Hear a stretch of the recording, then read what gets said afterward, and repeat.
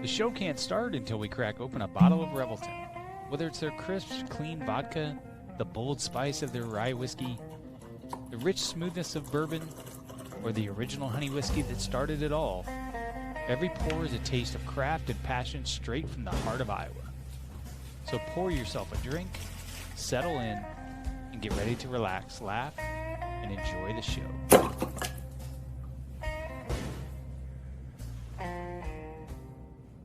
Hey, it's Andrew Downs. I'm proud to support Three Beards Media, and I would love to work with you. If you need merchandise for your company, organization, band, softball team, whatever, I can help. From name brand apparel to promotional items, large orders or small, online stores, and more, I can help your brand stand out. AKC Marketing is local, based in Johnston, and we are an employee-owned business, so our costs are low and our turnaround times are fast. But most importantly, we give you personal service to make sure you get exactly what you're looking for. Email me at andrew@akcmarketing.com or find me on social media, and let's make some cool stuff together. Now sit back and enjoy this Three Beards Media podcast. If you want to know where the storm rolls next, you got to read the clouds over old Midwest. Every yard, every basket, every mat that's worn, you learn to see the future by tracking the storm. We're tracking the storm, watching it form, from Jack Trice's courage to the heroes yet born. Hilton lights shining like lightning in the night. Jack Trice way, glowing in the stadium lights. From the sweat in the barn to the roar in the stands, every Cyclone story's written in the land. Yeah, the path gets clearer with each legend swarm. We're keeping eyes on tomorrow by tracking the storm.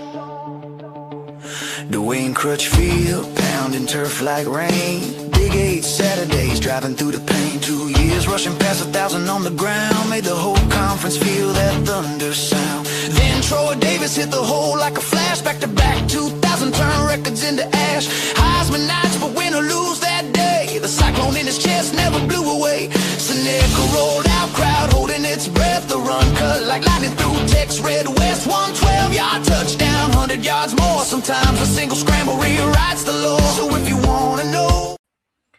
Wow. What a great song. It is a great song. Yeah, it's awesome. Yeah, Chris Shipley, our producer, did a great job putting that together. I tell you, this is I just love the day. This is a great opportunity today. Kent and I, we've done this now for a little over a month. We put out things in different social media, and we're like trying to talk to the Cyclone fans. Who do you want to hear from? Who do you want to hear back from? Who's part of the storm that you want to know or see what they're doing? And I'll tell you, Jeff, it was probably 90% of them had you listed either 1, 2, or 3 in all of them. And it's been fantastic. I know we just had a 40-year reunion to 1986, and I don't know if you were able to make it. I wasn't able to make that, unfortunately. And I know there were people that were, commented on, just like to know how he's doing and what's going on. So through Lefty Moore, he was able to give me your number. Maybe you didn't want him to, but he did anyways. Lefty got me your information, and so thankful for you to be on the show with us. And there's so many memories that I want to go through, and I know Kent has to go through. And I mean, you're an icon within the Iowa State sports athletic teams, and just I don't know about that, but thanks for having me anyway. There's no question about that. I get into little Twitter fights with people when they're talking about who is the best this or who is the best that, and they keep forgetting to go back to 1983 to 1986, and they're pretty good players back then. So that was a long time ago. It's hard to remember. Primacy, recency, people. They got to learn to go back in time a little bit. So, and I do too. But thanks for coming on the show today. We'll spend some time reminiscing some things, what you're doing today, and we do have a segment at the end that we're going to kind of spring on you just to kind of give you, you're the ruler, you're the king, you can make whatever rule you want. We'll bring that to you at the end of the show. But kind of getting started, kind of give us a little rundown where you're at today, Jeff, how you're doing and things that are going on, and then we'll go back in time. So. Once I got done coaching, I was kind of going to be out of it, and Danny Ainge had called and said, "Hey, we're hiring this young coach for the Jazz, and would you consider being a consultant for him?" And I said, "Well, I don't really know Will. I didn't know him before that, and that's always kind of a weird thing where an ex-coach Someone has been in Salt Lake for a long time with those years that I wanted to make sure it was comfortable for him. And so I came up here for a couple of days and we met and talked, and he goes, yeah, let's do it. And he's been great. He's a great young coach. For me, it's a coaching consultant. I kind of walk around the assistant coaches. I'm here maybe in Salt Lake, 5-6 days a month. I may see him on the road. I talk to the coach, give him little things, but he's so good. There's not a lot to give him. So, they got a great future here in Utah. Rebuilds are tough. It's tough to go through, but we're probably 1 year away from really taking some serious strides here. So I'm happy for him. That's fantastic. Other than that, it's a lot of grandparenting.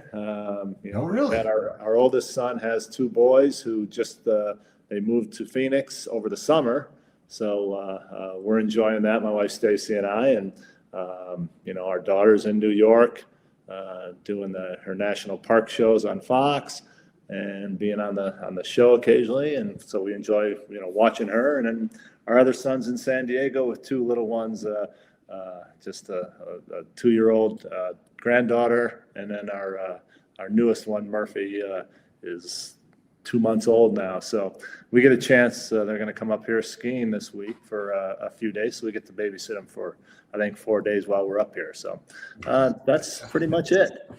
Jeff, that's amazing. That's fits how I remember you too. Just, the important things of life. You were always such a great young man, a great kid, because we were all kids at that time. I can remember sitting with you at study table. I don't know why in the world you were at study table, by the way.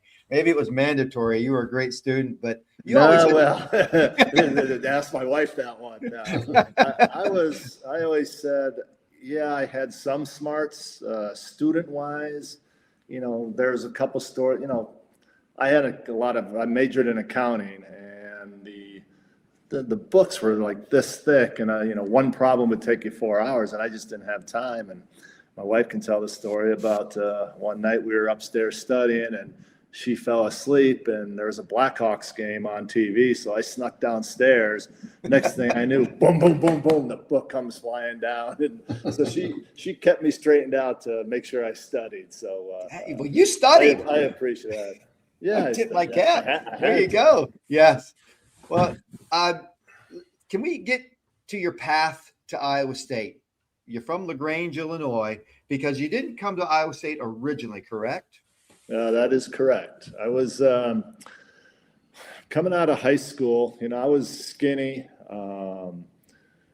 I played at a school that we played mainly zone defense, but we were a really good team. And I scored a lot, but I also felt like I had about 8 or 9 assists a game. But when you have a little student trainer who knows nothing about basketball trying to keep assists, I think they had me down for like 4 a game. And so I think what it came down to for recruiting, and I wasn't recruited by anybody on a Division I level. Western Michigan was the one school that said they had a scholarship. They thought they were going to give it to either me or a kid from Ohio. Since I ended up at Iowa State, they gave it to the kid from Ohio. And so I was at a point where, what was I going to do? And a guy named Tom Miller was one of Bobby Knight's assistants at Indiana. Had left to take the job at Cornell. And he had talked to us about me coming to Cornell and kind of being part of their program. They don't give scholarships. So they didn't have, you kind of actually had to get into the school. And like we talked about earlier, I was a good student. I wasn't a great student, I don't think. So I was very borderline of getting in there. But I was going to go there. So I sat out a semester from school and went to work at a cup factory that made McDonald's cups and Burger King cups. And it's called the Sweetheart Cup Factory in Chicago. And so I did that, played pickup basketball with my dad in his beer leagues, and gained a little weight. And it got to be about Thanksgiving in Cornell. It was kind of like, well, he's unofficially accepted. And my dad was like, well, what does that mean? And they were at a tournament, and an assistant for Iowa State, a guy named Gary Cook, asked my dad, and he goes, told him the story. So yeah, we don't know what's, because I was going to second semester. And he goes, well, we're having some issues with our guards. If he wants to come and, basically walk on at Iowa State, I can say something to Coach Orr. And at that point, I was like, it still was going to cost quite a bit of money to go to Cornell, even, with financial aid. And so I looked at it going, okay, who are their guards? And in Illinois, they ranked all-state players. They had 25 all-state players. And then they had a group of 100 honorable mentions, and then a group that's 200 special mentions, I think they called them. And I was like second in the state in voting for Player of the Year. It's just the fact that I wasn't the zone defense. Was I going to be fast enough? Was I going to be quick enough? And Iowa State had 2 guards, one in each of those categories. And I said, well, I know I'm probably, could battle those guys for some spots. So I said, yeah, let's go. and without knowing anything about Iowa State, you grow up in a suburb of Chicago, you're following Notre Dame football and Big Ten stuff, and didn't really know that much about Iowa State. And we got in the car and station wagon, and I think the day we showed up on campus, it was either very early January. It was a day that it was 70 below wind chill. And that was the beginning of it. Wow. I didn't know that. I thought you had walked on to Iowa State. Like, so you graduated high school in 81 or 82? 81. Yeah. And then so you were there in the spring, and then started playing in the next fall. Yes. Yeah. So, that first year I was there, I was just kind of at practice. Coach Orr really didn't know anything about me, from Coach Cook, he had said some things. And so I just practiced. And then the next year came around, they had some guys that I think had some schooling problems. And so they had a scholarship available, and he ended up giving it to me. And then, so basically that first year I was, the year I sat out and played, I think we only won 5 or 6 games maybe. And then that next year started, I was just the guy cleaning up the last minute of the game when the game was over. Coach Orr loved to tell the story that we played at Illinois. I mean, at the Rosemont Horizon in Chicago. We played the University of Illinois. Derek Harper was on that team. And he loves to tell the story that about 5 minutes ago in the game, we're down by 17, 18 points. And my dad was, the coach, the janitor, the dean of students. He did everything at the Catholic school where Isaiah Thomas went to school. And, he drove the buses in the summer, coached baseball. And so he was able to take the bus. So they'd come to these games with, 100 people at the game. And Coach Orr goes, all of a sudden I started hearing, put in Jeff. And finally, I think he tells a story that he went to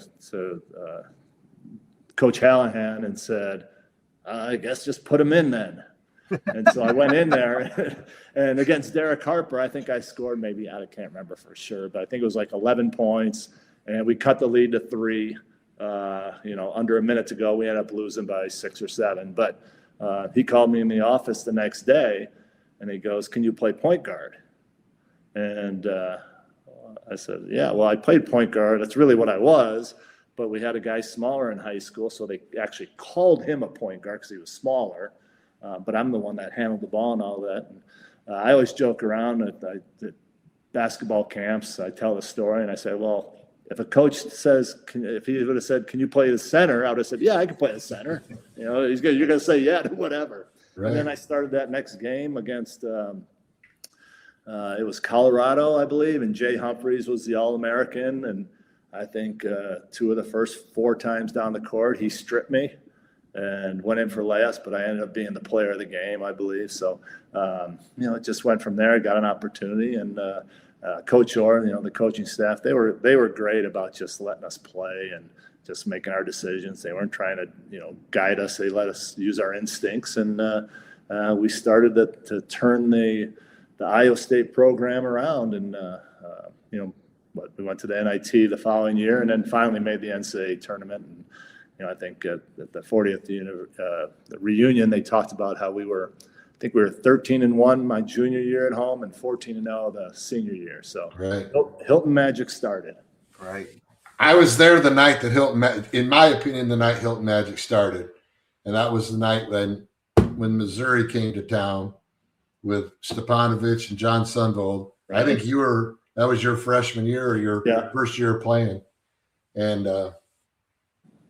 talk about that.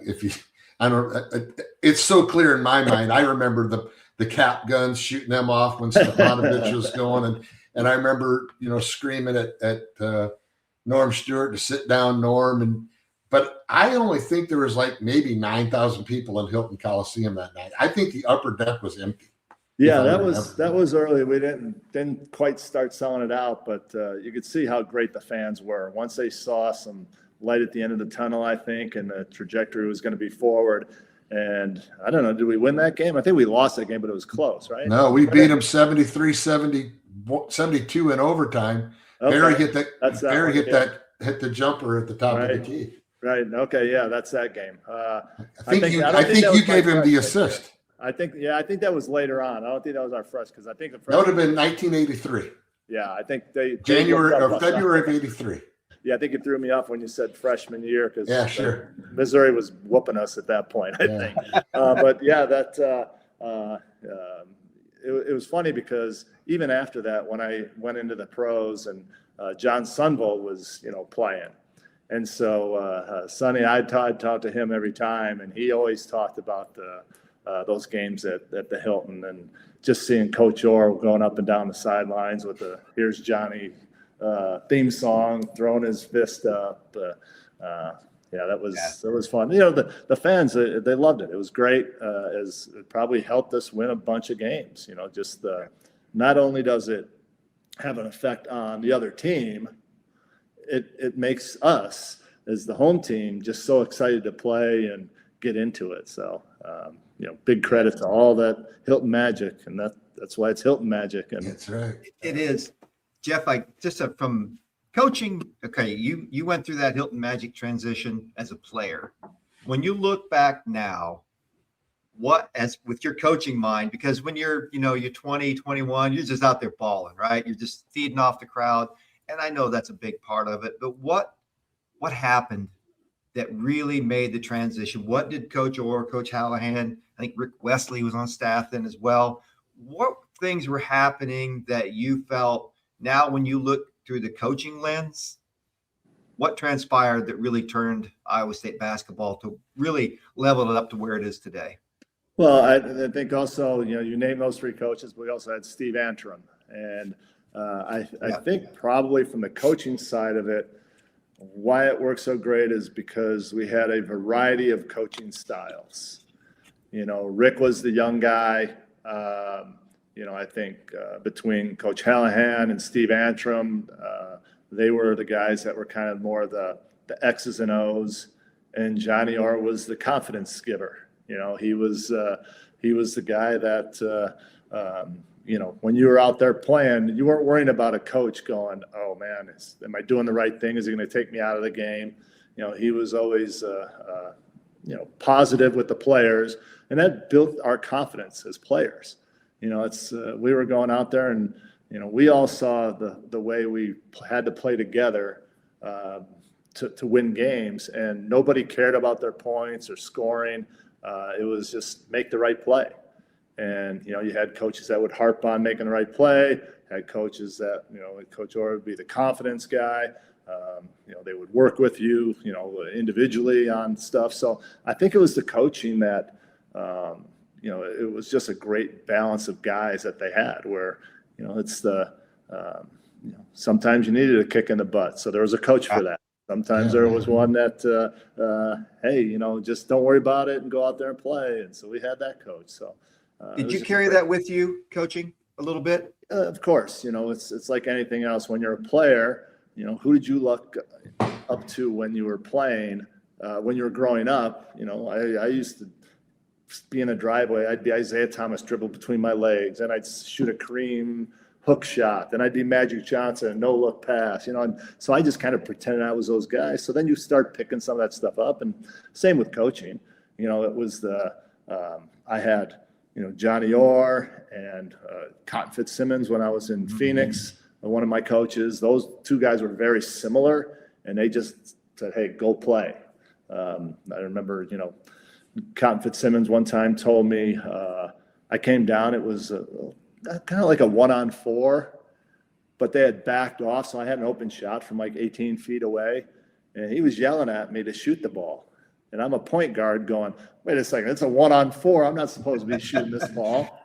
And so he was like, hey, we're not going to get a more open shot in the half-court offense than that, so go ahead and shoot it. So, Johnny Orr was like that. So, and then you had Jerry Sloan, who was, I played for years in Utah here, and he was the demanding, get this, do this. Yet, once the game and intensity was over, we're having a beer with him in the bar, Stockton and I, talking about what we need to do the next game. And so, they were all great. Every coach that I've ever played for has been a great guy in one way or another. And when I started coaching, I'd take a little bit of that. Sometimes I would lose my mind and yell a little bit, but always, try to do it quickly and then get right back to being the other way so you get their attention. So, I just tried to learn from all of them. And plus my dad was a coach.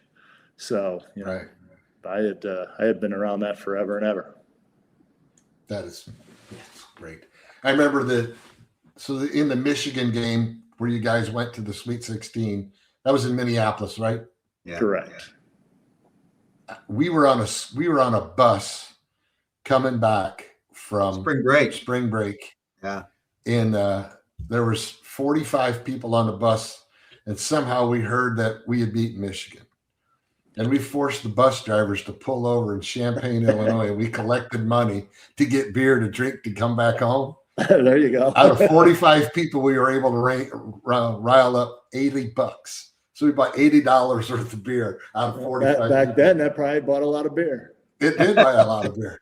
And we had a blast coming back. And then that was when Dick Stockton made the comment about the junior varsity playing the varsity or whatever? He did. Yeah, I think it was that Dick Stockton or Billy Packer, one of those guys said it looks like the men against the boys or something like that. Yeah, you had Ron Virgil out there, and yeah.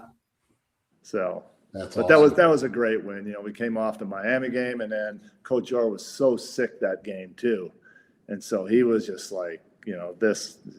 You could just see he was just struggling to get through that game, and and all of a sudden you start getting the momentum, and those top teams start to get a little tight, and we were freewheeling a little bit, and we made a couple plays at the end of the game and won it, and it was great for the fans to advance to go to the final 16, but I think that game was about Coach Orr, and he was at Michigan, so to beat them was probably a highlight of for him. I would guess he'd say. Sure. I was going to ask you that. I was going to back up on the Miami of Ohio game, the shot at the end.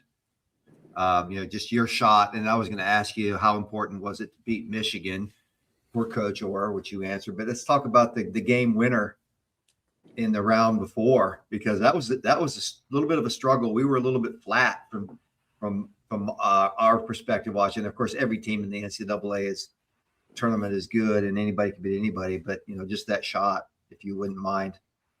Yeah, well, I think it was even prior to that. We were down by, a few points, and I had made a shot from the top of the key to maybe tie it. So when it finally got to that shot, I think Coach Orr said, "Okay, he's made a couple recently. Let's set up a play for him." And I was able to come off, and the way Gary Tompkins was able to kind of chest pass it right to me. So I don't know where the guy was from out of bounds, but it was a great pass and just in rhythm, and came off and shot. And all I say is when I left my hands, it looked pretty good. So Yeah, right. it was almost like when John Stockton made the shot for us to go to the finals for the first time. You can just see it in the air going, okay, that's going to go in. So that was big for us. It was the first NCAA win in a long time, and I think we were very good at, all right, we celebrated, but then okay, it's right next to the next game, Michigan. Let's go. Right. That had to be easy to get up for. I'm sure you guys felt like you owed Coach Orr as much as you possibly could for that situation. Although the reason why he left Michigan was pretty funny. His story. that is fantastic story. I wish that maybe somebody can tell it some other time down the road, but I was at a golf outing with him and in the cart with him, and he was, oh my God, the stories that he had going back and forth were incredible. Well, do people know that where he tells the story that they had called him about the Iowa State program, and they wanted to get a quality coach, and who would he recommend? And he said something like, well, how much are you going to pay him? And they said it, and he goes, I'll take the job. That was big, too. Lou McCullough was the one. I think it was like 6,000 more than what he was making at Michigan. Coach Orr was great. He was such a character. If there's any coach you'd ever want to play for and get the experience, and you can probably ask any of those guys that were on those teams how fun he made it. And even those earlier years when we weren't necessarily winning, losing a lot of games, he was still positive and bright, and he made Cyclone basketball for sure. He did. Can you elaborate on some of your teammates that you played with? Barry, Jeff Grayer. I mean, just playing with them. I mean, Johnny they were both from the Detroit, East Lansing area and stuff, but just some of your words on playing with those guys, because it's you guys collectively that really started turning, Sam Hill. I mean, all those guys are just a lot of contributors. I don't want to leave anybody out, so I'll let you elaborate a little bit. Well, again, you look at teams, you can have a ton of talent and not win, and then you can have maybe less talent, but if they play together and care about each other and, do things to help their teammate and not worry about their statistics, you can do some great things. And that really describes our teams back then. Yes, were we talented? Yes, we had talent. Were we talented like other teams? Probably not. And it was a case we had we had the 12 guys on the team, and we had one Iowa guy and 5 from Detroit, 5 from the Chicago area, and one, with Lefester, the 1 year was from Memphis, Tennessee. So, you had guys that played in kind of the bigger cities like that. So I think we were all pretty confident that, we could play. But it was a credit to the coaches and to the players, sacrificing whatever and just doing their little things. And, at that point, there was no 3-point line. So, people always ask me, well, why didn't you shoot the ball more in college? I was like, well, why would I shoot a 20-foot jumper when I can get Jeff Grayer the ball at 7 feet away from the basket and let him score? So it's everybody did their little thing. We had the Tom Schaefers. We had to have, guys that would go ahead and get rebounds.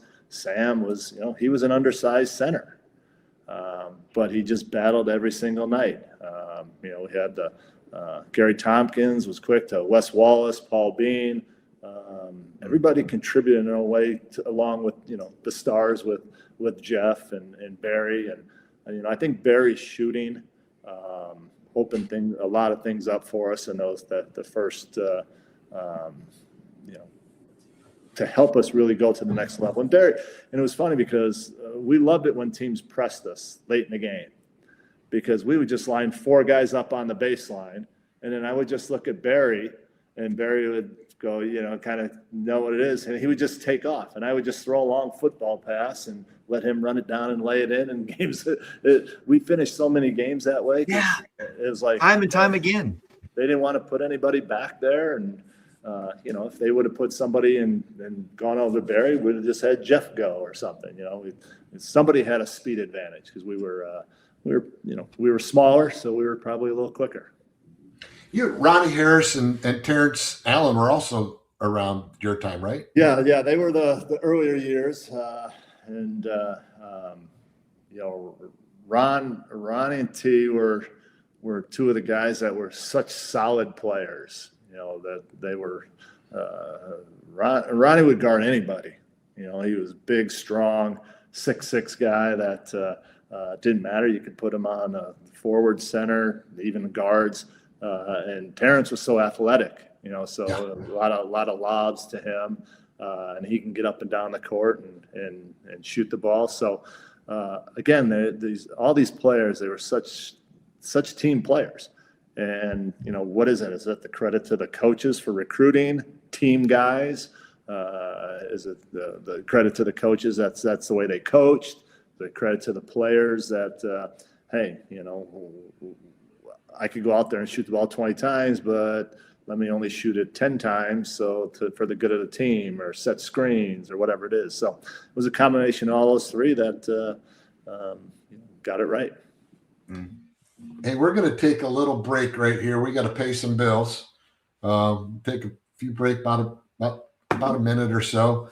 We'll come back and we'll dive a little bit into those championship years at Utah and traipsing around the NBA, if you don't mind. I've got a shot question for him too. So, all right. A shot question? A shooting question. Oh, okay. Let's do it. Sounds good. Making great tasting bourbon requires the perfect combination of ingredients, conditions, and time. The longer it rests, the better it tastes. Revelton Distillery's new single barrel bourbon is made from 80% corn, sourced 100% from Iowa farmers. And unlike mass-produced bourbons, each barrel of Revelton's single barrel bourbon is unique, proofed on when it tastes best. As they like to say, it'll be ready when it's ready. And to ensure the highest standards of quality and flavor, owners Rob and Christy Taylor oversee the production and bottling. Every single barrel. Iowa born, Iowa aged, Iowa bottled.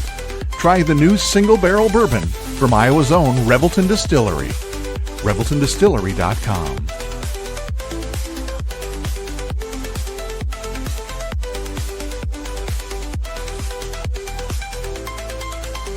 In the heart of Des Moines, one name has stood above the rest: Iowa Beef Steakhouse. Step inside, and you enter a place where tradition still matters, where the atmosphere feels familiar, warm, and unmistakably Iowa. Service isn't rushed. It's personal, attentive, and rooted in genuine care. And before the main event, the freshest start in the city, our signature salad bar, crafted every single day. Then comes the reason people have returned for generations: Iowa beef, hand-seasoned with pride. Guided by flame, forged by heat. This is where flavor becomes legend. Served with the same care it was crafted with, a meal meant to be remembered. And whether the night calls for bold, smooth, or something in between, our bar offers a selection as rich as our history, including the old-fashioned we've become known for: balanced, timeless, unforgettable. And long after the fire cools, the glow of this place stays with you. Iowa Beef Steakhouse, 1201 East Euclid Avenue, Des Moines, Iowa, where Iowa comes for steak, done right. Welcome back to Cooking with Billy and Willie. We're already in progress because great cooking doesn't wait. Today, we're turning things up with Naked Dave's seasoning and sauces. This chicken and the beef here and all this stuff is fantastic. It tastes fantastic with this Naked Dave stuff. Oh yeah, dude, this barbecue sauce. Yeah, seriously. Yeah, that's why we're doing the commercial for Naked Daves. That's why we're pretend like we're naked. We pretend like we're naked, and then we eat. And it'll be a good commercial. It will be, for sure. Hey, why are you really naked? You didn't have to be all the way naked. We were. It's supposed to, I wanted it to be like realistic, like Daniel Day-Lewis or something. Well, one thing you can keep the chair after this. Where's the director? What's the problem? What is your guys' problem? It's fine.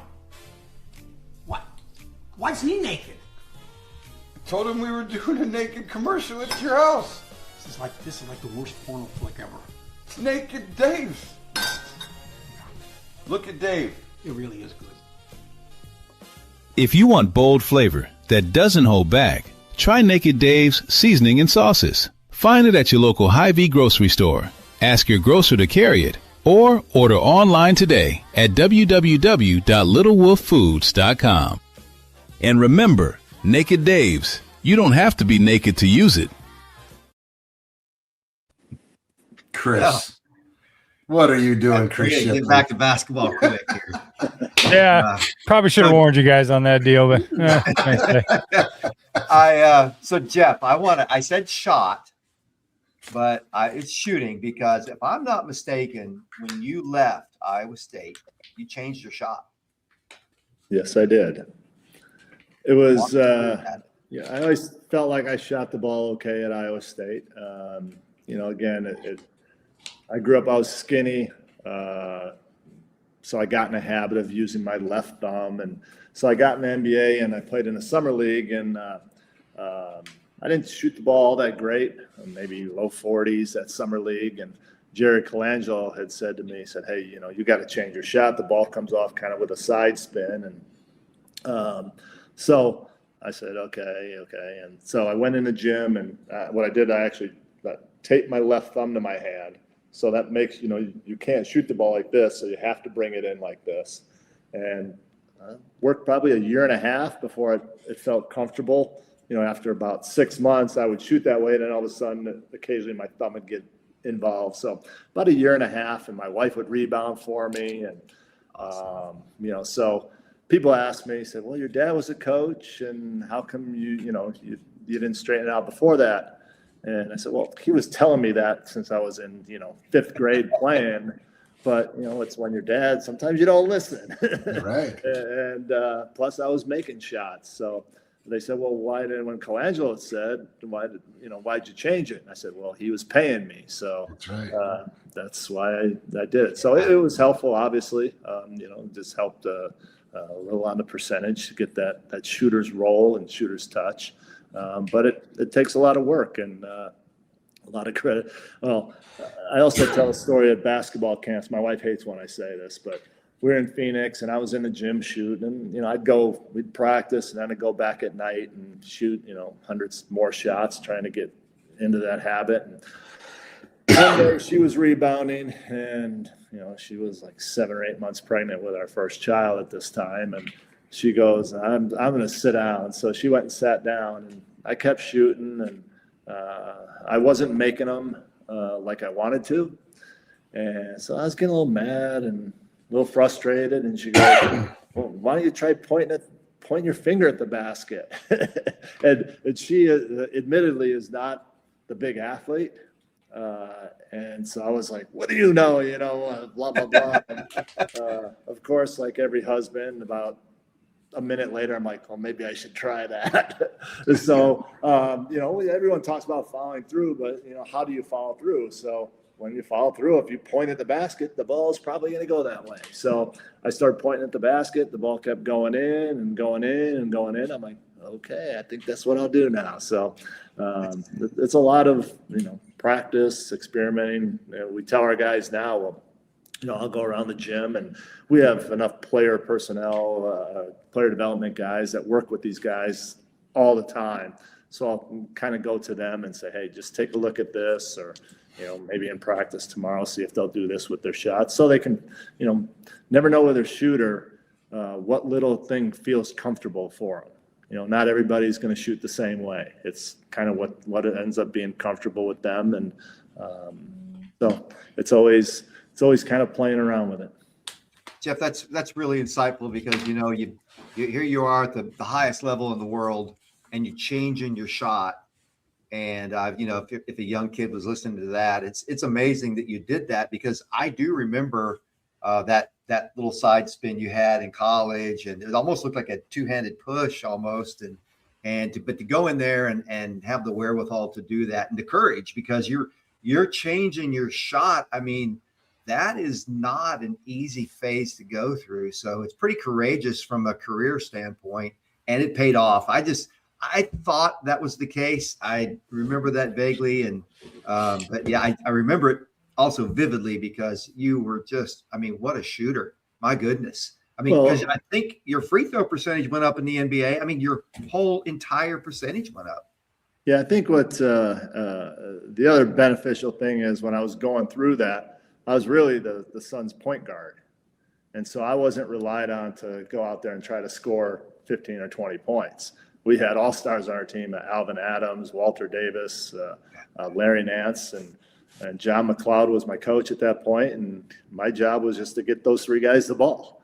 So, you know, I didn't really have to rely on scoring points to stay out on the court. You know, my role is almost like it was at Iowa State, kind of control things, look at the guys that are the scorers and get them the ball where they can score. So I had that opportunity, a little bit of time to work on it. And, you know, it turned out to be beneficial because then after my second year, we traded for Kevin Johnson. And right away, I was a starting point guard. We traded for Kevin, and Cotton Fitzsimmons says, well, Kevin, you're the starter.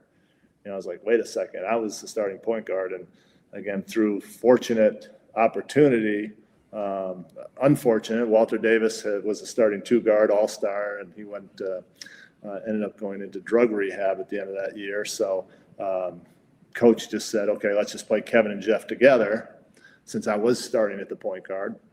And we were bad. We only won 28 games that year, I think. But the last 30 games, I think we were 16-14. So that was kind of the start of, oh, hey, we can kind of play these two smaller guys together. Wow. And then the next year we ended up winning 55 or 56. So it was. Then you went to Philly? When did you go to Philly? That was a few years later. We had 4 years in Phoenix with Kevin Johnson, Tom Chambers, Eddie Johnson, Dan Marley. You were in the finals. No, that's when we were right. in the Western Conference Finals. Yes. 2 or 3 times and lost in 7 games, I think. And you were scoring quite a bit in those Western Conference Finals. Then it started to get to the point where, you know, again, it was the more threats you can have out there offensively. We had Tom Chambers and Kevin Johnson, you know, like superstars. So it made it easier for the rest of us. And, you know, that was a year that I think was a special year for us. I think it was maybe in 90 we beat the Lakers. You know, they had Magic and all those guys. They won a championship, I think, the year before. And we were just the young guys just playing hard, and we ended up winning in 5 games. They swept us the first year we were in the playoffs, and then the second year we played them in the second round, I think it was, and we ended up beating them 4-1 and beating them to knock them out at the Forum. So that was a huge thing for Phoenix. And back then, you know, you didn't have security at the airports, and we got home from that flight from LA. And back then, Phoenix was it's a cowboy town, you know, a small town. They hated LA. You know, it was more. It wasn't almost like Lakers against Suns. It was Phoenix against Los Angeles, and so we had 10 or 12,000 people at the airport, just jammed in a terminal when we arrived back. So that was kind of the start. And you know, we did that for a couple of years and just couldn't get over the hump. You know, get to the Western Conference Finals, but we lost to Portland. That was a series where Detroit won it that year, and we felt if we get to the finals, we could win it because we had the 3 guards in myself, Kevin, and Dan Marley to match up with Detroit's Isaiah Dumars and Vinnie Johnson. So we had played pretty well against them in the regular season. So if we get to the finals, we can beat those guys. And so Portland, we blew the first 2 games. We come back to Phoenix. I think we win by 30 and 40 in games 3 and 4, lose a close game at 5. We come back in game 6 in Portland. We're down by 2 at half, and Kevin Johnson pulled his hamstring. Remember that. And so then basically in the second half is Cotton Fitzsimmons just pulled me over and said, Kevin can't play anymore. Just go ahead and, you know, shoot whenever, blah, just go for it. And I ended up having a big game, but we still lost by a couple points. I think I had 36 or 37. But after that, then, you know, we couldn't get over that hump. So I might as well tell this story. So we were in Seattle, and Dick Van Arsdale was one of the executives, and the old player, him and Tom, and so I would always go in the weight room about 4:00 and just kind of get on the bike a little bit, lift some weights, and then get ready to go to the game. And Dick Van was in there, and I said, Barkley was on TV on ESPN talking about how he wanted out of Philadelphia. And I said, Van, that's the guy we need. We need a inside presence so when things get tough late in the game that we're not relying on jump shots. And I'm kind of saying it going, okay, they won't trade me because they have a 2-guard in Philly and Hersey Hawkins. So I'm like, yeah, we need to get that guy. Next thing I know, I'm traded. So I always say I traded myself, but I had made that deal. Heck yeah, I would have made that deal. And it was good for the Suns. They were able to get to the finals, and they didn't win it either. But Charles is a great guy. So I was happy for the Suns. That I was mad that they traded me, but I always looked at it as a coach, or you always think, what's going to make this team better?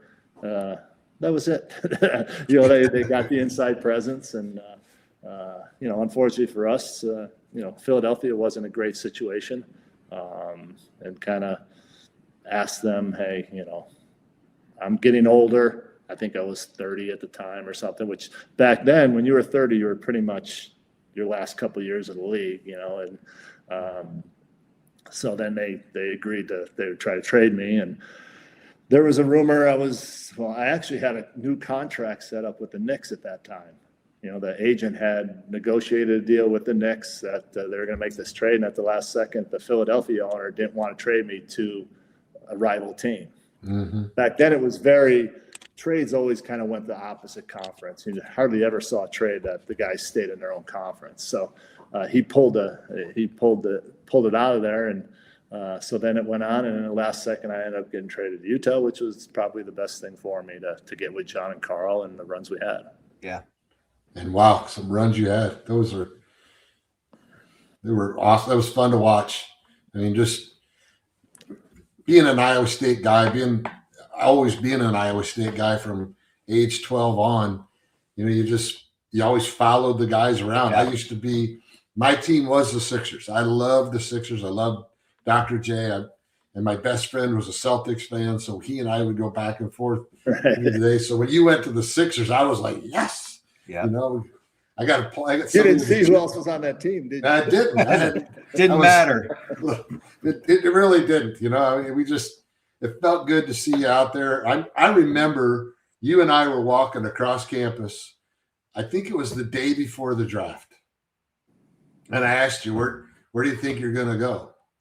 And you were you're very humble at the time. And you were like, yeah, well, I don't know. Maybe here, maybe there. I don't know what's going to happen. And I was like, and I just fell in love with following the guys that played at Iowa State and where they go on, especially in the basketball side of things.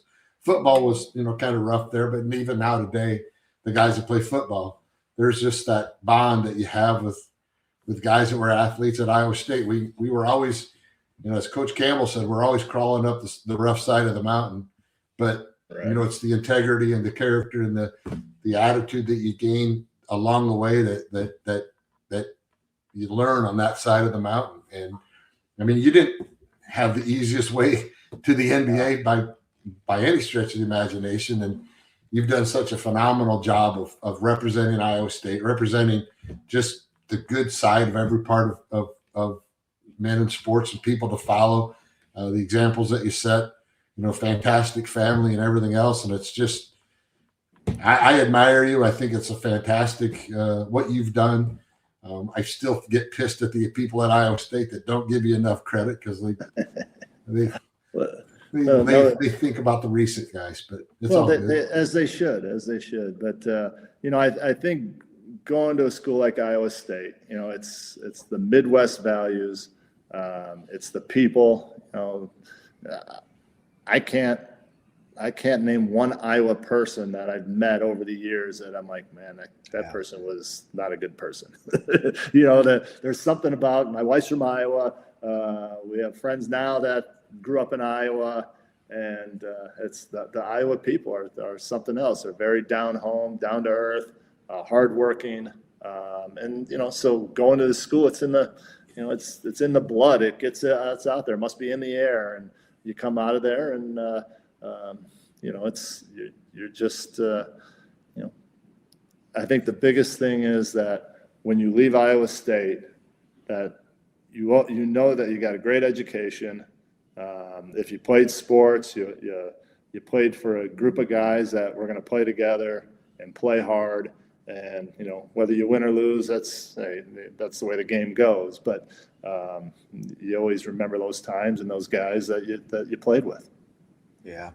Jeff, and that's, I can echo Keith. I think that's probably every Iowa State fan.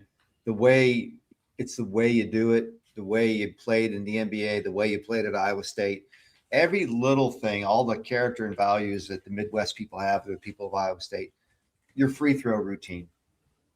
It was it was for you and your family, I believe, if I'm not mistaken. And, started that way. Yep. But it just showed the kind of person you are. I mean, it just, you're talking to your kids, if I'm not mistaken. Well, that's, is that correct? Yeah. It's, again, a lot of things. It's your upbringing with your parents, your brothers, your sisters, whatever. A lot of times it's my wife at that point, Stacy, who, she's not gonna let me get a big head. It's like, hey, so you're an athlete, so what? So you love that, and that's why that's probably why I married her, because I like that. Yes, you play a sport, but a lot of people do other things that are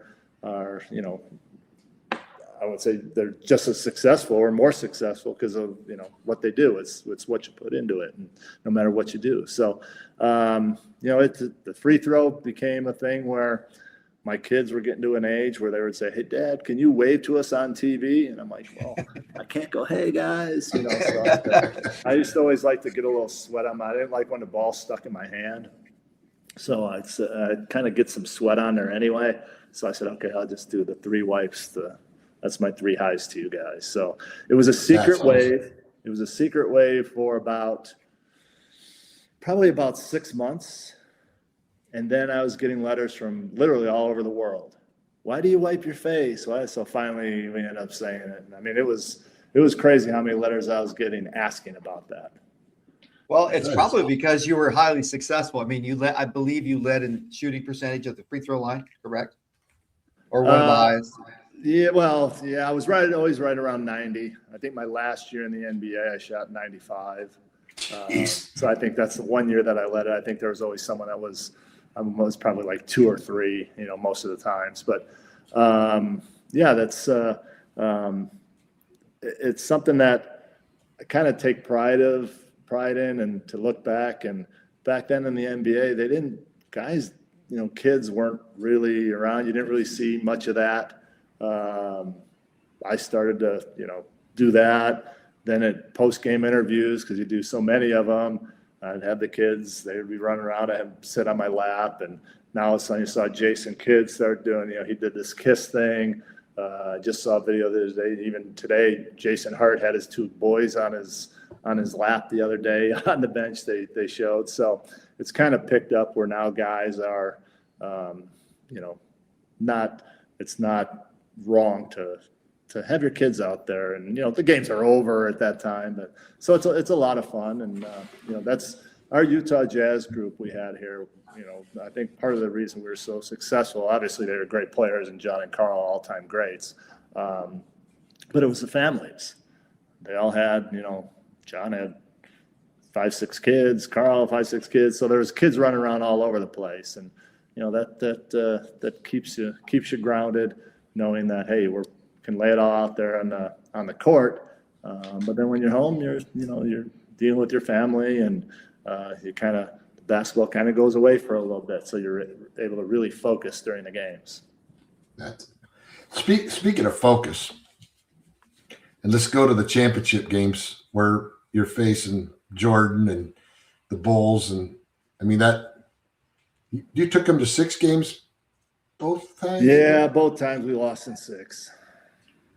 That was you had to guard Jordan a few times, didn't you? Yeah, I usually started on him.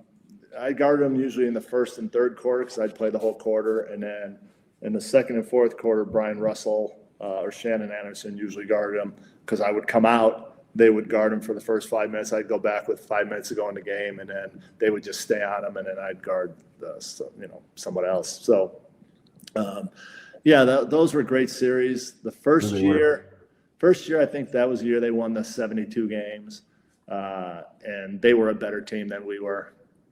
The second year is the one that kind of still sticks in all of us because we were the better team that year. I say it all the time. It's tough to beat Michael because he's such a competitor. He's never going to lose and this and that. But we had rolled from All-Star break when we got back. I think through the playoffs we were something like 40-4. Wow, was that record. We were just destroyed. We had a 16-game road winning streak, and we had a couple 15-game home, overall winning streaks. And what ended up happening was we did so well, swept the Lakers when Kobe and Shaq were, young players, that we had 10 days off before we played again, because the Bulls were in a 7-game series against Indiana. So, what do you do for 10 days? We practiced, we were off, but, you're always tentative about getting hurt, so you're not going to go too hard. So I always felt that we lost a little bit of edge. Even though we won game one, it wasn't the prettiest games. And so, to beat Michael and that team, you got to be 100%. I felt like we just lost a little bit, which was enough to have us end up losing that series. That was Michael's famous shot that they play all the time. Well, Chris just sent me a text on it, and he says, and Jordan fucking pushed off too. Well, the funny thing is, if you've been to Salt Lake City here for the arena, I think they say that the Wi-Fi password is Jordan pushed off. and the fans go and sign up for Wi-Fi. They put the password in there. I know people ask me that all the time, and I'd love to protect Brian Russell some, but back then there were pushes off all the time. Right. Would they have called that in today's game? Maybe, because they review everything at the end and you can challenge something. I don't even know if you could challenge that because there's no whistle.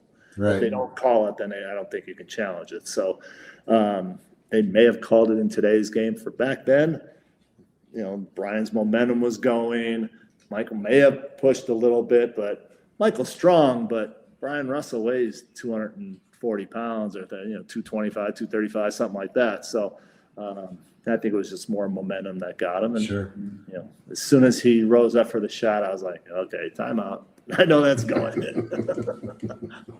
So, yeah, Jeff, you mentioned a little bit about today's game and when you played.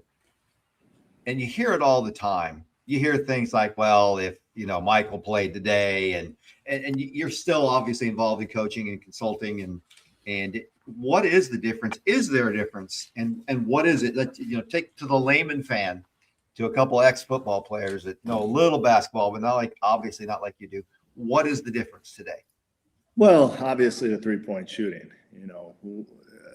I tell people there's different ways to score 120 points a game. When I played for Phoenix, we scored 120 points a game. But we didn't shoot. We may have made 2 or 3 threes a game. Might have shot 8 for the whole game. It just wasn't part of the game. Now everybody shoots them. The court gets spread out. So if you can find guys that can penetrate, because the court is spread out, there's going to be gaps that they can attack. And, rules have changed. You bump a guy now, it's probably a foul. So guys in this league are smart. So if they're driving and you're there and they're going to cut you off, if you just run into them, they're going to call the foul. So, it's a little different. It gets closer to when we played during the playoffs, when the referees don't call all this stuff. And then you see, and I thought last year's playoffs in the NBA were great because they let guys play. The game got more physical. And, it's you don't want it to be. They like the scoring because I think fans like watching all the scoring, but they've almost made it too easy now. But you got to give these players a lot of credit. They sit in that gym and they practice and they shoot a ton of shots. They get them off, and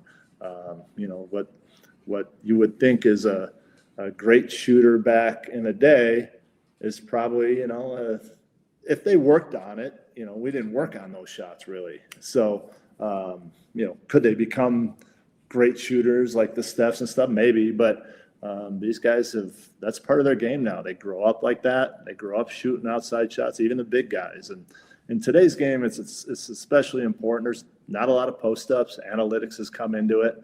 It's trickling down into the college game, and it's going to be it's always adjusting.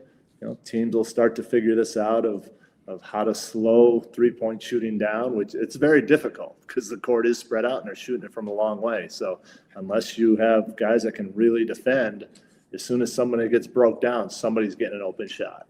So, they're just different games. Their court seems more open. Guys might be, maybe more athletic, although there was plenty of athletes back then, the Dominiques and, guys like that would, Jordan, people sometimes get mad when us older players say stuff, but Jordan scored 50 a game in today's game, without a doubt. No doubt. Yeah. He was getting tackled and stuff and scoring 35 a game. So I don't think he'd have any problem scoring 50 in today's game. But on the other hand, for him, it wouldn't matter. But guys like me, I probably would score, I don't know, I would guess I would score 4 to 6 more points a game. However, on the other side, now I got to guard those guys out where it's not so crowded. So it might be a little more difficult. Sure. So there's balances. Do you get a chance to catch many of the Iowa State games anymore? I see some. Obviously some that are there's so many national televised games now. Sure. that they're on. It's great to see them, and they're. I sent a text to the guys when I couldn't make this one a couple of weeks ago. I said, well, maybe I'll see you guys in the Final Four because I think they got a great shot at it. They really do. TJ does a great job coaching them, pushing them, and they're fun to watch. So hopefully they can get there. I live in Indianapolis, so I've got Tyrese Halliburton here, and it's they love him down here, and it's fun to see, just how the people that tied into a little bit into Iowa State because of Tyrese so much. Right. And we actually went to the Purdue Iowa State game, and I've never heard Mackey Arena be so quiet in my life. That was awesome. Right. That was a beatdown. That kid Toure from France is, he's like a python. You take a breath and he just squeezes you more. He's so good. Yeah, he's fun to watch. So they've that program has been built up in the last, I don't know how many, probably ever since the Jamal Tinsleys, and it's great to see Iowa State being that perennial threat to go to a Final Four. So got there a couple times, and hopefully this year they do it again. Jeff, what's your take on the NIL transfer portal? You're obviously connected to college, just the college game and the NBA game. Where are we? What are the thoughts in basketball? Because we've had, a lot of ex-football coaches on, Mac Brown, Dan McCarney, Jim Walden, and I don't think anybody's favorable on the football side of it. What's the take in the NBA? Well, I think the biggest thing is it's very hard for these coaches to develop a program. The guys that can at least keep them around. Maybe it'll change with Indiana winning the championship in football because they had a lot of older guys, and and the NIL allows these kids to leave right away. I feel like there should be some contract of, okay, you're going to get paid. It's going to be like for 3 years or something. Either choose to leave or stay for 3 years. And, but I think the money is getting to a point where I think kids are going to start sticking around a bit longer. It's like, well, if I can go to the NBA, and if I'm a second round pick and I might not make a team and make $300,000, well, the minimum in the NBA is about $800, I think now. So they can get paid in college. They may stick around, which in turn might help the programs develop a little more consistency, let them put their systems in. Now these kids might learn how to play basketball a little bit more. So when they do come to the NBA level, now it's like, it's crazy. These kids come in after 1 year in college, which, these coaches have had to just kind of put them together. They're the better players. So they're just playing. They don't really know how to play. And the NBA is now one of the biggest things for most of the teams is the player development. And you're like, okay, this is professionals, and you're having to teach these guys every little bit about basketball. It's nuts. So, these guys come out at 19 years old. You can't expect anything else. And so it takes them, a good 2 or 3 years to really get it. So, it's hard on coaches unless you have a organization that is patient and understands it. Some of these organizations, they want you to win right away with these guys, and it's not going to happen. So maybe it'll be a positive thing where kids will stay a few more years.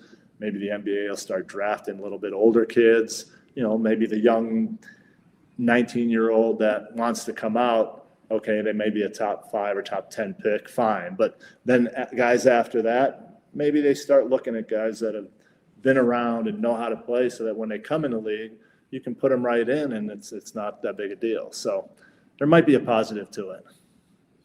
I see basketball a little bit different than on the football side of things, because you need 5 guys on the basketball court, and you've got, right. On a football team, you literally need 60 guys in order to really field a team of any kind of depth or strength in that side of things. So it's hard to watch, or hard to even see kids get developed anymore at one school without going to the next and going to the next. But, this year in the football portal, you had 4,500 kids go into the portal.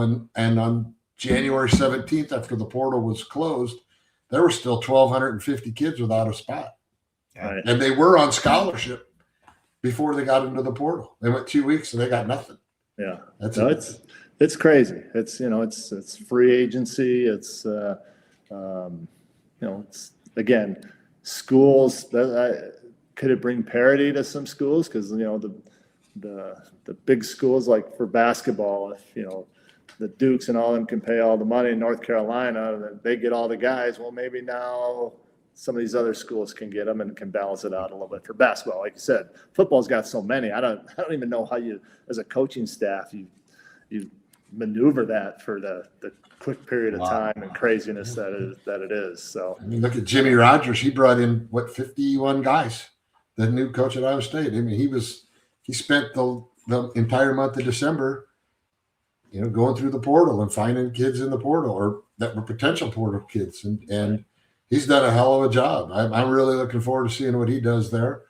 He's had success as a player, as an assistant coach, and as a head coach. So I really look forward to what we're going to do with them. I'm really looking forward to see what happens with Iowa State. And if they do get to the Final Four and you come into town, we're going to dinner, because I live in Indy now, and I'm looking forward to them coming down. So sounds good. Yeah, it would be an awesome opportunity for sure. And I look forward to.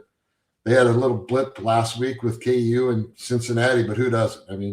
KU is still KU. I don't care what anybody says. So. Yeah. Well, I think, again, college kids are going to get that occasionally, and sure. So, sometimes those things are beneficial, because now a coach actually can say, "Hey, we need to do this to get us better." And if you just keep winning, the guys are going, "Yeah, what do we? We're winning." So, hey, well, Jeff, we came to the point in our show.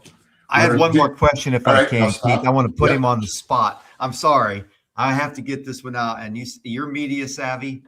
And every time this is a tough one. Every time a job at Iowa State comes open, and you know what, TJ's tremendous, and we've had some great coaches, but it seems every time it comes open, we hear your name. Are you done coaching? I always say if the right situation came up, I would consider it. But I don't know if a college job came up.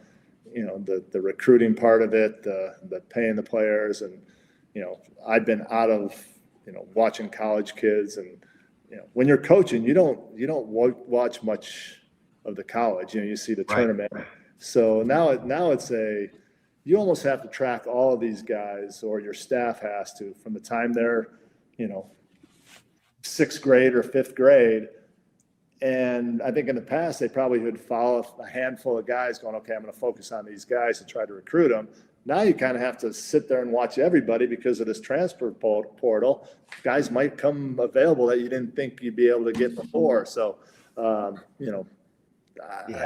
it would have to be a special situation that that would happen. So that's I'm the dreamy pretty Iowa happy State with fan. the grandkids, and TJ's doing a great job there. Yeah, Hopefully really he's there for a super long time and gets us to that next level. And kind of like it's great to me that schools, organizations keep the same coach for a long time, rather than, hey, if you don't win it this year, you're gone. If you don't do this, you're out of here. There's something with it that, especially the way, like in the NBA, sometimes it comes down to matchups. You get matched up with a team in the second round that just has your number. They talk about it now, where San Antonio's beaten OKC 3 times. The OKC finally beat them the other day, but they may just have their number, but they may never meet up because San Antonio may lose to somebody else. So a lot of that happens where the next year it's a little tweak here or there. So I think the same thing in college. Keep those coaches there so they can really develop the kids and do the best for their schools. Yeah, I knew you. It's the dreamy Iowa State fan. That's who we are. We have one of the greatest in the school's history that's a coach every time. And I wanted to ask that question, and I realized it's a different game. And do you respect coaches and their positions, being a coach yourself and growing up with a coaching family? But I had to ask you. No. Yeah. Well, thanks, Ken. Appreciate it. Right. So we, again, got to the point in the show where we're going to take a really quick break. And when we come back, you are the king of the day. You can make a rule. Whatever rule's out there in sports, whatever sport you want to go in, you can change the rule to make it a better game. So we're going to take a quick break, come back, and think about a rule you'd like to change. Okay.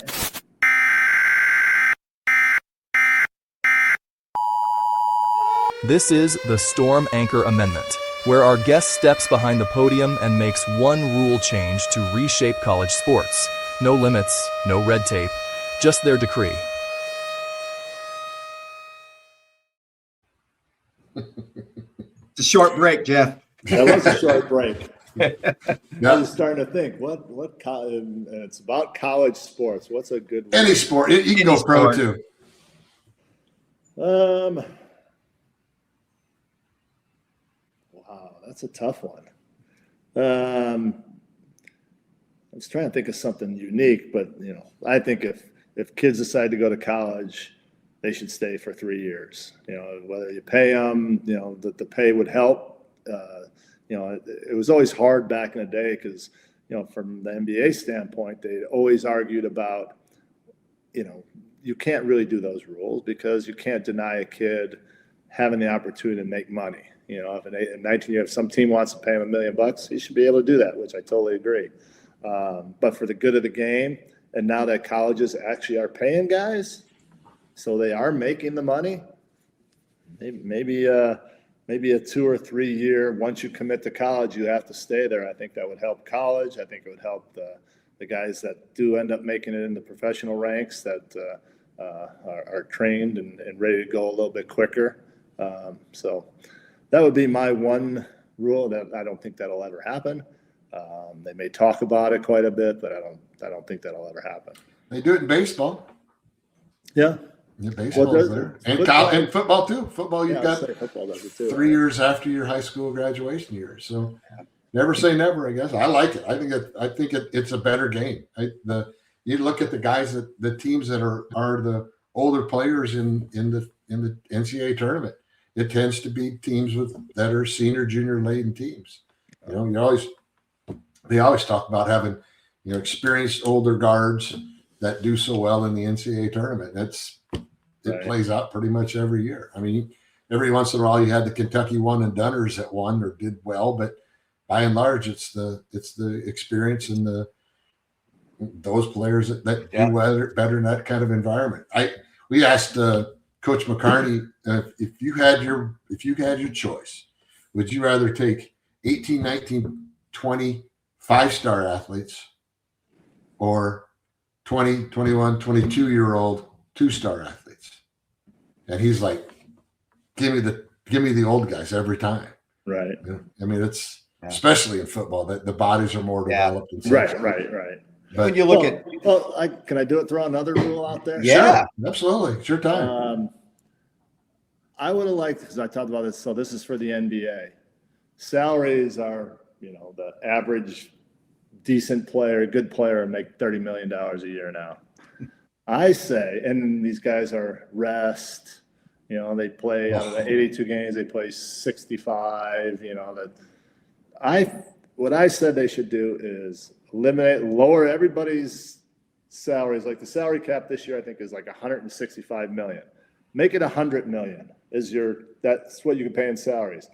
The other $65 million from every team goes in a pot, and for the playoffs, if you make the first round, each player might get $3 million a person. It's almost like what they've done in this in-season tournament.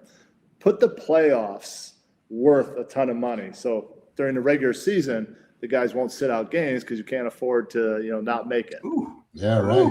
But then again, I can contradict myself and say, well, that's not really right for the star players because, you got a 15th man making the same bonus. So how do you split that? But it'd be interesting to have more of a winner's mentality where you got to play and win to get all this money. But who wouldn't want to watch people be competitive on a more consistent basis? I mean, the competition. I mean, that's amazing. That's a great idea. Jeff, are you still doing camps? I don't do very many camps anymore. There's a lot of, first of all, I'm old where like even guys on the Jazz, I don't think know who I am or that I even played for the Jazz. So when I'm around the gym, so, they know the era right before them, but they don't know the eras back then. So, occasionally I'll do a little shooting thing with groups, but don't do the camps anymore. So I had a couple of people when I told people you were going to be on our show, and this is taped, and I think it's going to air on February the 1st is when we're going to release it. And by far the number one question they wanted me to ask you, and you probably know, and I probably know your answer, but LeBron or Jordan? Well, maybe you don't want to answer that one. No, I can answer it. It's easily Jordan. Yeah. But I will give LeBron a ton of credit because I think back when they were talking about it 10, 12 years ago, I was like, no way. Jordan, the guy went to 6 finals, won every time. And I saw the competition and, who they were playing. And, LeBron's didn't win every time he went to the finals. However, I said he gets closer and closer to Michael because of his longevity.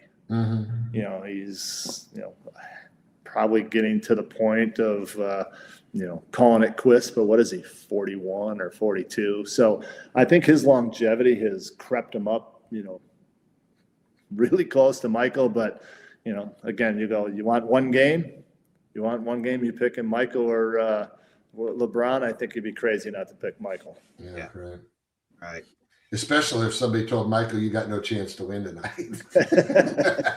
Or you put money on it, Yeah, right. Michael's, and that's what made the great players. That's what makes them great. They create things that it's hard to go out there night in and night out, be the focus. I noticed that when I was with the Suns, I was the all-star, but we had 2 other guys. So I wasn't, I was a focus, but not the main focus. when I got traded to Philadelphia, and that team, we weren't very good. Well, I could tell you got a minute? Yeah, absolutely. So we're here for you, whatever you got. Yeah. I got traded to Philadelphia. Had things to do. They wanted me to come out for a press con. I didn't come out for like 3 weeks. And they picked me up in a limo, and it was Doug Moe was the coach. And that's long story. That's how I got to Denver, because I played against the '88 Olympic team, and they had called NBA players to play against them when they were getting ready for the '88 Olympics. And I played in Denver and had like 38 points. And Doug Moe was, he coached us, and he was coaching the Nuggets at that time. So now he got the job, and he ended up, when we were trading for Barkley, they were offering other guys, and I was a guy that wasn't going to get traded. At the last second, Doug Moe said, well, if you give us Jeff, we'll do the deal. And so Phoenix did the deal, because Doug saw me play. He saw me play, but he was with me and saw that we could not necessarily have a true point guard. We got two guards out there. But anyway, they picked me up in a limo, and they said, oh, Charles Barkley was the root of all our problems. The owner and the GM and Doug, and they said, this guy's going to do this, that guy's going to do that, blah, blah, blah. We're going to win 50 games. I said, are you guys crazy? I said, this is a limo to the press conference. I said, you won 34 games last year with Charles Barkley. I said, we'll be lucky to win 30 games. So we won 29 that year. So, it's just, you don't lose a Charles Barkley and think you're going to go from 34 to 50 wins. But no. But what were we talking about before I got onto my story? No, I don't know, but it makes me remember you as a competitor. I mean, you're this mild-mannered, nice guy, but I'm telling you what, you were feisty, and you would not back down. I saw you bow up at Iowa State, and you were a classy guy, but you weren't afraid to be physical or get in somebody's face. You had this competitiveness about you that was just tremendous, and a mental toughness. And your statement there, I say we're barely going to win 30 games. That's you. That's who you are. You're just a competitor, and you're going to tell it like it is and be that kind of guy. That was what I always admired about you as an athlete, was just your toughness.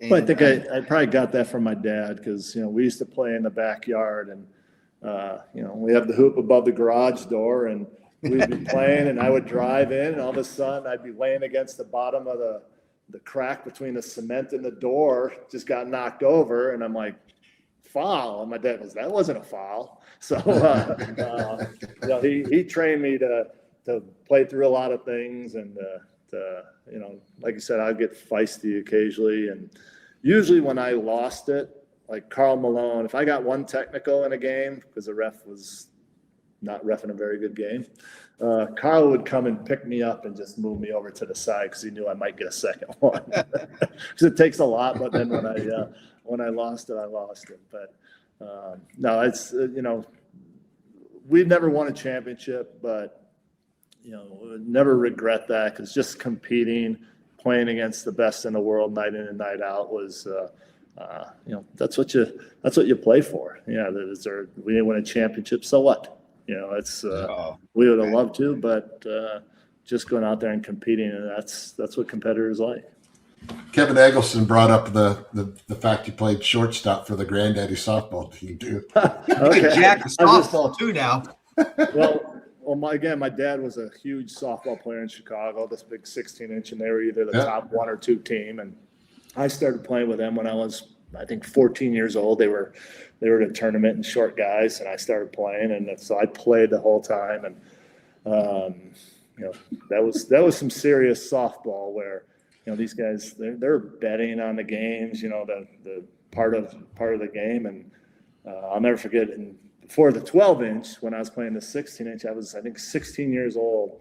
We played in a tournament along Lakeshore Drive in Chicago. Mm-hmm. And there was a fence that was about, I think, like 280 feet out. With those big 16-inch balls, like, I'm a singles hitter in that game, and at that age. And they had guys that were hitting it over the fence. So they used to take a syringe and fill it with water and stick it in the refrigerator before the games. So the ball came out like a cannonball. So guys would get down Lakeshore Drive. And that's how good that 16-inch softball in Chicago was. And And so one of these, I think I was 16. I was playing. They put me at third base that day, and the other team got up and saw me, and I looked like I was probably 12. And the guy goes, and we didn't have gloves, barehanded. The guy looked at me, and he just opened up his stance and drilled a liner right at me. I reached up, caught the ball, and just acted like it was nothing. Threw it to the shortstop, and we threw it around. My hands were on fire because that ball came hard. So that started my softball career. And then so when I got to Iowa State, then granddaddies with Kevin and who was Chris Bosky was on the team. Yeah, we had the running back.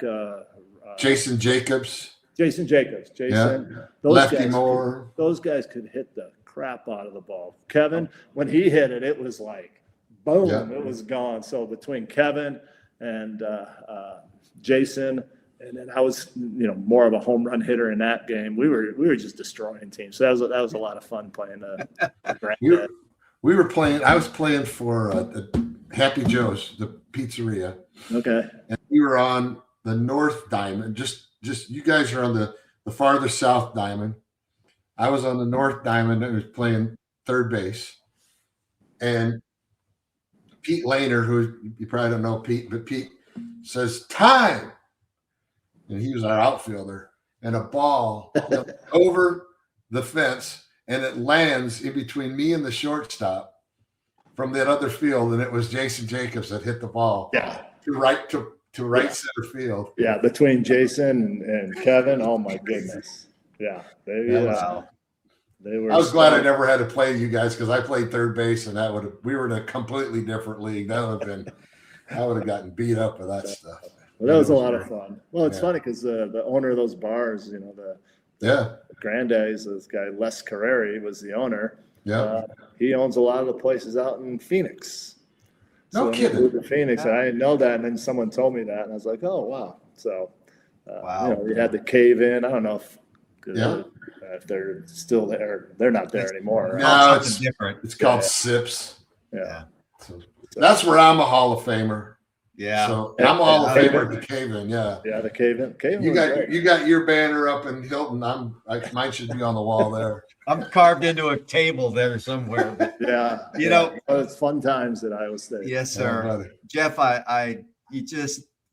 it's so great to hear your stories and follow your career. So many people always talk about you, not just in our era. It's just what you've done as an ambassador for our school just by being Jeff Hornacek.